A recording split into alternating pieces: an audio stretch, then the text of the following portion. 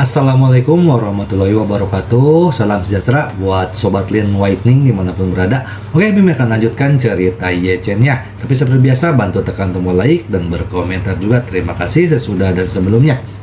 Dan saya dapat memperkenalkan Anda kepada mereka. Bab 1091 sampai bab 1095.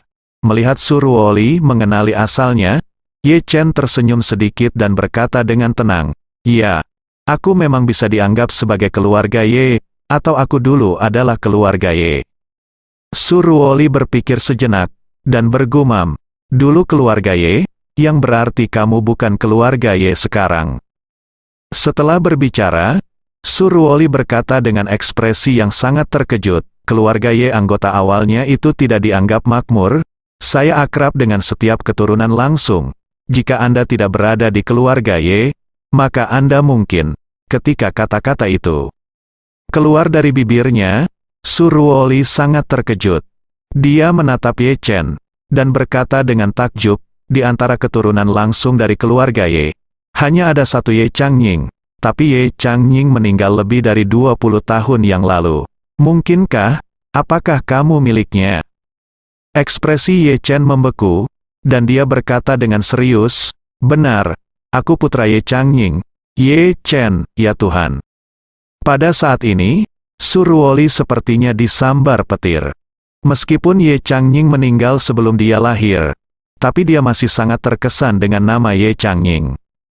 Tidak hanya itu, dia juga mengetahui beberapa kejadian masa lalu antara ayahnya Su Soudao dan Ye Changying. Dia tahu bahwa pesaing terbesar ayahnya dalam hidup ini adalah Ye Changying. Dia juga tahu bahwa pukulan terbesar yang diderita ayahnya dalam hidupnya juga datang dari Ye Changying. Saat itu, ketika siapapun di Yanjing menyebut Ye Changying, mereka semua akan memuji dan mengagumi dengan jempol. Dan ketika mereka menyebut Su Soudao, semua orang menunjukkan sedikit penyesalan. Banyak orang menyesali bahwa Su Soudao lahir pada waktu yang salah, karena Ye Changying terlalu menyilaukan, benar-benar menghancurkan semua sikap Su Soudao. Karena yang disebut Ji Seng Yu dan He Seng Liang digunakan untuk menggambarkan kedua orang ini, itu tidak bisa lebih tepat. Surwoli juga tahu bahwa ayahnya tidak hanya ditekan dengan tegas oleh Ye Changying, tetapi yang lebih penting, istri aslinya juga salah satu pelamar Ye Changying yang paling setia saat itu. Pada saat itu, ayahnya mengejar istrinya yang sekarang dengan keras, tetapi istrinya yang sekarang mencintai Ye Changying sampai mati. Sangat tepat menggunakan puisi kuno untuk menggambarkan situasi Su Soudao saat itu. Puisi kuno itu adalah, "Hatiku tertuju pada bulan yang cerah, tetapi bulan yang cerah bersinar di selokan." Dapat dikatakan bahwa istri Su Soudao menikahi Ye Changying dengan putus asa karena dia tidak memiliki harapan untuk mengejar Ye Changying. Oleh karena itu, Su Soudao selalu hidup dalam bayang-bayang Ye Changying. Omong-omong, ayah Ye Chen, Ye Changying, jelas merupakan orang yang paling dibenci Su Soudao dalam hidupnya. Surwoli mengetahui peristiwa masa lalu ini dengan sangat jelas, tetapi dia tidak pernah bermimpi bahwa dia akan bertemu dengan putra Ye Changying suatu hari nanti. Terlebih lagi, yang tidak saya duga adalah bahwa saya akan memiliki begitu banyak cerita dengannya. Bahkan, kaki kanan saya sekarang dipegang di tangannya. Memikirkan hal ini, Surwoli tiba-tiba, saya merasa dunia ini memang mengolok-olok orang. Dia tidak dapat menahan diri untuk berpikir, saya selalu melayani keluarga Su dengan sepenuh hati, dan saya bahkan rela mengabdikan hidup saya untuk keluarga Su. Namun, saya tidak pernah bermimpi bahwa keluarga Su akan menjadikan saya menjadi diriku yang sekarang, dan hampir membunuhku. Alasan mengapa Ye Chen menyelamatkan Surwoli adalah karena dia melihat bahwa keluarga Su berniat membunuhnya, mengikuti prinsip dasar, musuh dari musuh adalah teman, jadi dia memutuskan untuk menyelamatkannya. Selama Surwoli telah mengasingkan keluarga Su di dalam hatinya, maka orang ini bisa menjadi bantuan besar bagi Ye Chen untuk membalas dendam dari keluarga Su di masa depan. Jika dia mengendalikannya dengan benar, mengubah Surwoli menjadi bawahannya bukan tidak mungkin menurut pandangan Ye Chen. Jika Anda ingin mengambil seseorang untuk Anda gunakan sendiri, yang paling penting adalah membiarkan dia berutang budi kepada Anda terlebih dahulu. Dan di dunia ini, tidak ada nikmat yang lebih penting dari rahmat menyelamatkan hidup seseorang. Rencana Ye Chen saat ini adalah membawa Surwoli kembali ke Jinling terlebih dahulu, lalu menyembunyikannya dengan baik, lalu tunggu dan lihat apa yang terjadi selanjutnya, dan lihat apa yang akan dilakukan keluarga Su selanjutnya. Adapun untuk bekerja sama dengan Surwoli untuk membalas dendam pada keluarga Su, tidak perlu terburu-buru untuk ini. Ye Chen suka membuat rencana sebelum bergerak, tetapi jika dia tidak bergerak, itu bukan apa-apa. Ini tidak sesederhana menelanjangi keluarga Su. Setidaknya, dia harus membunuh setengah dari dirinya, takdir dibenarkan. Setelah itu, Ye Chen merawat luka Surwoli lebih lanjut. Setelah membalut luka tembus, Ye Chen berkata kepada Surwoli, "Oke, lukanya sudah hampir sembuh. Kapal kami akan berlayar di laut selama lebih dari 30 jam, jadi kamu harus istirahat di kamarmu. Panggil saja kru jika perlu apapun." Surwoli mengangguk ringan, dan berkata dengan penuh syukur, "Terima kasih Tuan Ye." Ye Chen melambaikan tangannya sedikit. "Ini hanya sedikit usaha, jangan terlalu sopan." Setelah selesai, Ye Chen dengan hati-hati meletakkan kaki kanannya yang ramping, dan berkata, "Istirahatlah, aku pergi dulu." Surwoli buru-buru berkata, "Tuan Ye, sampai jumpa." "Tidak perlu," Ye Chen berkata dengan tenang, "kamu harus cepat istirahat." Lagi pula, dia ingat bahwa dia telah menyegel meridian Surwoli sebelumnya. Jadi dia berkata, "Aku sementara menyegel meridianmu dengan kekuatan internal sekarang, dan sekarang aku akan membantumu melepaskannya, tetapi kamu masih harus memperhatikan, yang terluka, kaki kanan tidak bisa banyak bergerak, dan usahakan jangan sampai basah. Jika ingin mandi, bungkus perban dengan kantong plastik." Surwoli mengangguk patuh dan berkata, "Saya mengerti, Tuan Ye, terima kasih atas bantuanmu. Nah, kalau tidak, akan sangat sulit untuk mengerahkan kekuatan." Ye Chen mengulurkan tangannya dan mengetuk pergelangan kakinya dengan ringan, dan langsung mengambil energi sejati yang tersisa di tubuhnya. Surwoli juga langsung merasakan bahwa meridian yang tersegel di tubuhnya benar-benar terbuka pada saat ini, dan dia tidak bisa menahan diri untuk tidak menghela nafas pada kekuatan supernatural Ye Chen. "Tuan Ye dapat mengontrol pembukaan meridian saya dengan kaitan jari Anda. Hehe, kemampuan semacam ini sangat kuat sehingga tidak terbayangkan. Untungnya, dia tidak berniat membunuhku. Jika tidak, jika dia benar-benar menginginkan hidupku, aku khawatir itu akan mudah saat ini." Kamu Chen berdiri dan berkata, "Tidak ada masalah, istirahatlah, saya pergi." Surwoli buru-buru mengirimnya ke pintu, dan berkata dengan hormat, "Tuan Muda Ye, pergi perlahan." Untuk Ye Chen, Surwoli benar-benar merasakan sedikit di dalam hatinya. Bukan hanya karena kekuatannya yang kuat, tetapi juga karena statusnya yang tidak biasa. Dari sudut pandang Surwoli, Ye Chen sangat kuat, dan dia adalah tuan muda dari keluarga Ye dan putra dari Ye Changying, jadi dia sangat pantas memanggilnya Tuan Muda Ye. Pada saat ini, kapal Ye Chen telah meninggalkan perairan teritorial Jepang dan memasuki wilayah laut lepas. Di sisi lain, pasukan bela diri maritim Jepang akhirnya tiba di kapal keluarga Su di lokasi yang dijadwalkan. Ketika kapal pesiar muncul di layar radar, Kapten pasukan bela diri maritim tersenyum dan berkata, "Sial, setelah menunggu begitu lama, bajingan ini akhirnya datang." Wakilnya tersenyum dan berkata, "Kapten, jika kita menangkap Surwoli kali ini, itu pasti pencapaian besar lainnya, bukan, Kapten?" Mengangguk, tentu saja, Surwoli ini berasal dari seluruh Jepang, penjahat nomor 1, selama kita menangkapnya kembali, apakah itu hidup atau mati, itu akan menjadi kontribusi yang besar.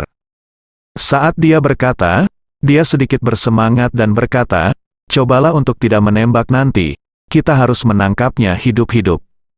Segera, kapal pesiar di radar berjarak kurang dari 1 mil laut dari lokasi penyergapan mereka. Beberapa kapal patroli pasukan bela diri Jepang sudah benar-benar diam. Mereka mematikan mesin, transponder dan semua lampu di kapal, menunggu target mendekat dan mengejutkan mereka. Izinkan saya mengatakan bahwa Su Chengfeng, seekor rubah tua, memang memiliki beberapa trik. Kali ini dia berpura-pura menyelamatkan Suruoli, tetapi tidak memakan banyak biaya, karena seluruh pasukan bela diri Jepang adalah aktor yang bekerja sama dengannya secara gratis. Adapun mengapa pasukan bela diri Jepang bersedia bekerja sama dengan Su Chengfeng secara gratis, ini dapat ditelusuri kembali ke saat Suruoli dan tuan keluarga Su lainnya ditangkap. Pada saat itu, Suruoli dan yang lainnya memusnahkan keluarga Matsumoto, mempermalukan seluruh Departemen Kepolisian Metropolitan Tokyo, dan kemudian secara kolektif berencana untuk melarikan diri dari Osaka tepat pada saat kritis ketika pesawat hendak lepas landas. Pertahanan diri Jepang pasukan maju dan menangkap mereka semua. Oleh karena itu, kejadian ini langsung membuat pasukan bela diri terkenal. Sambil memuji pasukan bela diri atas kemampuan mereka untuk melakukan sesuatu, orang-orang juga akan memarahi Departemen Kepolisian Metropolitan Tokyo karena sedikit sia-sia. Sebelumnya, reputasi dan status sosial pasukan bela diri Jepang di seluruh Jepang tidaklah tinggi. Sejak kekalahan dalam Perang Dunia II, sikap rakyat Jepang terhadap tentara menjadi jauh lebih tidak hormat dibandingkan sebelumnya. Setelah pasukan bela diri Jepang menyadari bahwa penangkapan Suruoli telah sangat meningkatkan status sosial mereka, mereka tenggelam dalam perasaan diawasi oleh publik, berpikir untuk membuat keajaiban lain. Su Chengfeng yang cerdik, melalui pujian orang-orang Jepang untuk pasukan bela diri, menyadari bahwa pasukan bela diri harus sangat menikmati perasaan ini. Jadi dia langsung mempercayakan seseorang untuk terhubung dan berkomunikasi dengan pasukan bela diri tingkat tinggi, dan ingin bekerja sama dengan pasukan bela diri dalam pertunjukan besar. Drama ini juga sangat sederhana, yaitu membiarkan pasukan bela diri Jepang membantu Suruoli melarikan diri, dan kemudian keluarga Su membimbing Suruoli langsung ke jaring Prancis yang disiapkan oleh pasukan bela diri selama proses pelarian. Dengan cara ini, pasukan bela diri Jepang sekali lagi berhasil menangkap Suruoli yang melarikan diri, dan pasti akan mendapatkan pengakuan yang lebih besar dari masyarakat. Selain itu, rencana aslinya adalah membiarkannya melarikan diri dari Departemen Kepolisian Metropolitan Tokyo setelah semua tahanan diserahkan ke Departemen Kepolisian Metropolitan Tokyo. Dalam hal ini, pasukan bela diri Jepang dapat sepenuhnya mengabaikan tanggung jawab tersebut, dan pada saat yang sama menyeret Departemen Kepolisian Metropolitan Tokyo ke dalam air.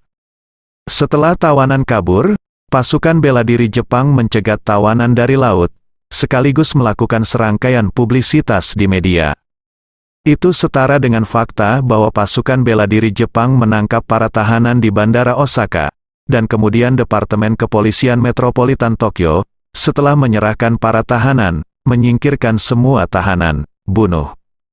Dengan cara itu, pasukan bela diri Jepang memanfaatkan kedua ujungnya, dan Departemen Kepolisian Metropolitan Tokyo bukanlah manusia di tengah. Karena itu, pasukan bela diri Jepang bekerja sama tanpa syarat dengan rencana Su Chengfeng, untuk menangkap kembali Suruoli dan sekali lagi memainkan peran membalikkan keadaan. Su Chengfeng memang pandai menghitung.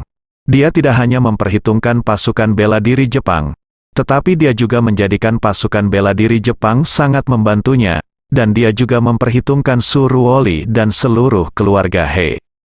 Keluarga He selalu mengkhawatirkan keselamatan Suruoli sejak Su Chengfeng berjanji kepada keluarga He bahwa dia pasti akan menyelamatkan Suruoli. Keluarga He sangat berterima kasih padanya. Kini keluarga Su memang telah menyelamatkan Suruoli dari Tokyo. Ini saja sudah cukup bagi keluarga He untuk berterima kasih kepada Dade. Tapi bagaimana mungkin keluarga He tahu bahwa Tuan Su hanya mempermainkan mereka?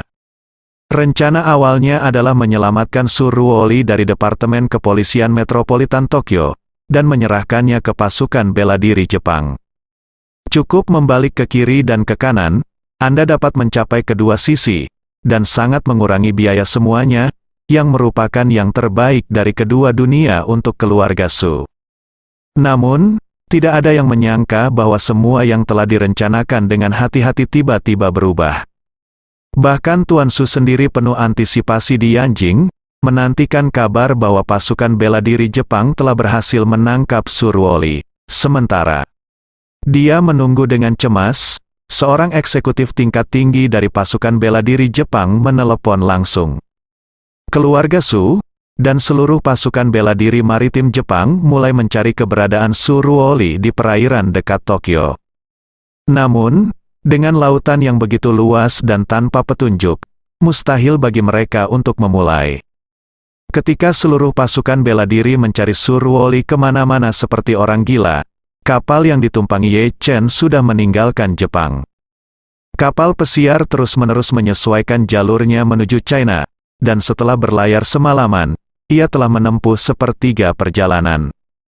Di pagi hari, matahari bulat merah muncul di permukaan laut di timur. Meski suhu permukaan laut di musim dingin sangat dingin, Ye Chen tetap mengenakan pakaian tanpa garis dan melangkah ke geladak. Arah perahu dari timur ke barat, jadi Ye Chen berdiri di buritan perahu, menyaksikan matahari terbit di timur.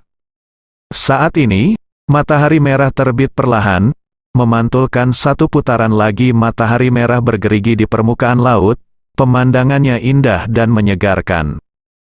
Meskipun Ye Chen mengagumi pemandangan yang indah, jauh di lubuk hatinya dia memikirkan masa depannya. Meskipun Ye Chen tidak pernah berpikir untuk meninggalkan Jinling sebelumnya, tetapi sekarang dia semakin merasa bahwa cepat atau lambat dia akan meninggalkan Jinling, tempat tinggalnya selama lebih dari 10 tahun, dan pergi ke Yanjing untuk mewujudkan tujuan hidupnya. Menemukan kebenaran tentang kematian orang tuanya hanyalah langkah pertama.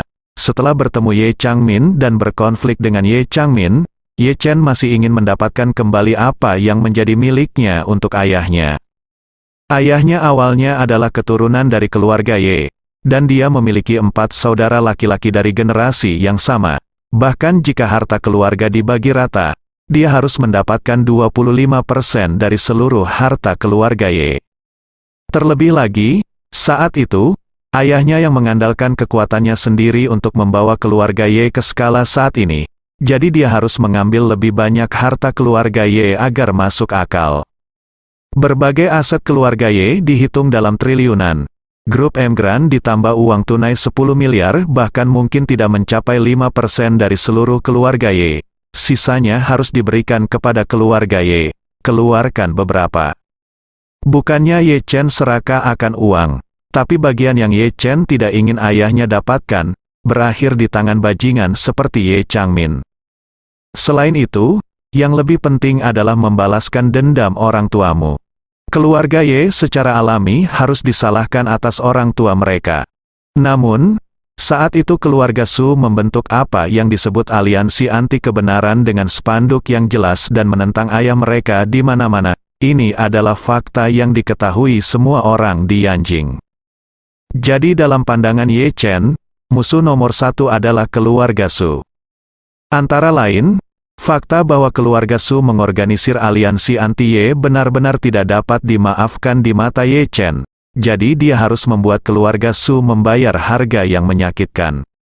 Awalnya, dia ingin mengumpulkan lebih banyak kekuatan, dan kemudian pergi ke keluarga Su dan keluarga Ye untuk menyelesaikan akun. Namun kini, baik keluarga Ye maupun keluarga Su berinisiatif untuk tampil dalam hidupnya, yang juga menyadarkannya bahwa ia harus mulai melakukan persiapan untuk aktif menghadapi kedua keluarga tersebut sekarang. Kebetulan Surwoli jatuh ke tangannya sekarang, dan kebetulan, dia hampir dibunuh oleh keluarga Su. Jadi wanita ini memiliki kemungkinan besar untuk digunakan olehnya. Pada saat itu mungkin menjadi bantuan besar baginya untuk berperang melawan keluarga Su. Saat dia sedang berpikir, langkah kaki tiba-tiba datang dari belakangnya. Ye Chen menoleh ke belakang dan melihat Song Wanting, terbungkus jaket tebal, berjalan mendekat. Melihat Ye Chen berbalik, Song Wanting tersenyum padanya, dan bertanya, "Tuan Ye, mengapa kamu bangun pagi-pagi sekali?" Ye Chen berkata sambil tersenyum, aku sudah terbiasa bangun pagi, dan pada dasarnya belum tidur selama bertahun-tahun. Setelah selesai berbicara, dia bertanya lagi, bagaimana dengan Anda? Anda telah mengalami begitu banyak hal dalam 2 hari terakhir, Anda harus beristirahat dengan baik. Mengapa Anda bangun begitu pagi? Song Wanting tersenyum, membelai rambut hitam di antara telinga dan pelipisnya, dan berkata, awalnya aku sangat lelah, dan aku benar-benar ingin tidur nyenyak, tetapi aku tidak tahan dengan turbulensi ombak, jadi aku datang untuk mencari udara segar. Ye Chen bertanya dengan prihatin, apakah kamu mabuk laut? Song Wanting mengangguk, dan berkata sambil tersenyum, tidak apa-apa, tidak terlalu serius. Kemudian, dia berjalan ke sisi Ye Chen, bersandar pagar, dan melihat matahari terbit, berkata dengan emosi, matahari terbit di laut sangat indah. Ini adalah pertama kalinya saya melihat matahari terbit di laut sejak saya dewasa. Ye Chen melihat bahwa masih ada sedikit kekhawatiran dan kegugupan di alisnya, jadi dia tidak bisa menahannya, dia berhenti memanggilnya, ingin. Setelah seharian berlayar oleh Dewan Direksi Grup Song, kapal pesiar tempat Ye Chen akhirnya mendarat di dermaga Zonghai dengan mulus.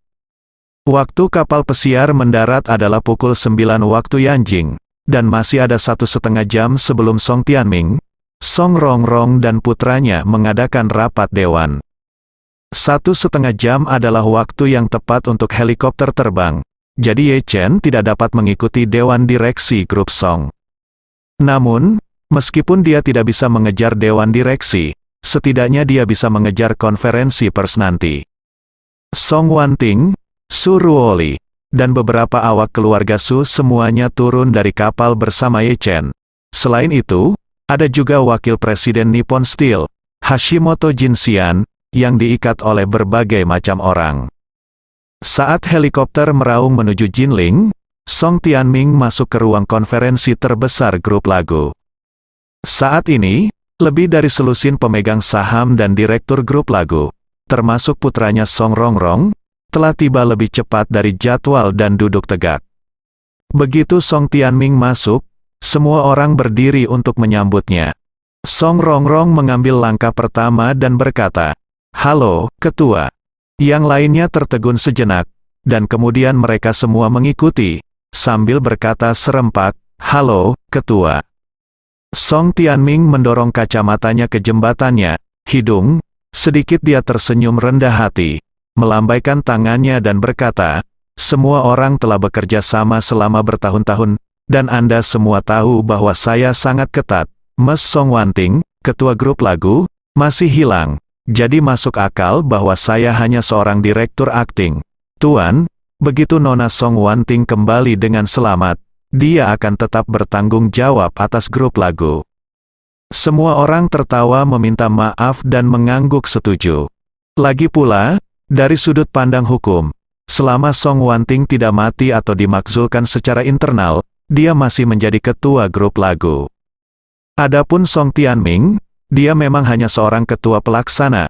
Begitu pemilik yang sah datang, dia harus segera menyingkir. Song Tianming menghela nafas dengan emosi saat ini. Saya telah menekan Departemen Kepolisian Metropolitan Tokyo berkali-kali berturut-turut, memprotes keras keamanan domestik mereka, dan meminta mereka untuk menyelesaikan kasus ini secepat mungkin untuk menemukan keberadaan Ketua Song. Tetapi kelompok sampah ini tidak pernah membuat kemajuan apapun. Berbicara tentang ini, Song Tianming menghela nafas dan melanjutkan, meskipun kita bisa menunggu selamanya, dari perspektif perusahaan, Grup Song bisa tanpa ketua selama beberapa hari, tetapi tidak selama beberapa bulan, dan bahkan belum memiliki ketua yang sebenarnya selama beberapa tahun. Jadi, saya memanggil semua orang di sini hari ini untuk memulai rencana darurat grup lagu untuk menghapus sementara posisi Song Wanting sebagai ketua, dan Dewan Direktur akan memilih kembali ketua baru, keluar dan pimpin situasi keseluruhan untuk waktu yang lama. Hanya dengan cara ini kita dapat meyakinkan investor dan pemegang saham kita, bukan?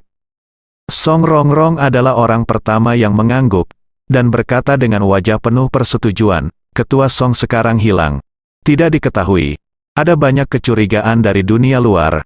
Banyak orang dikabarkan bahwa Ketua Song telah meninggal dunia, dan kami tidak dapat menemukan bukti kuat untuk membuktikannya, bahwa Ketua Song masih hidup, sehingga kepercayaan pasar terhadap grup Song sangat berkurang.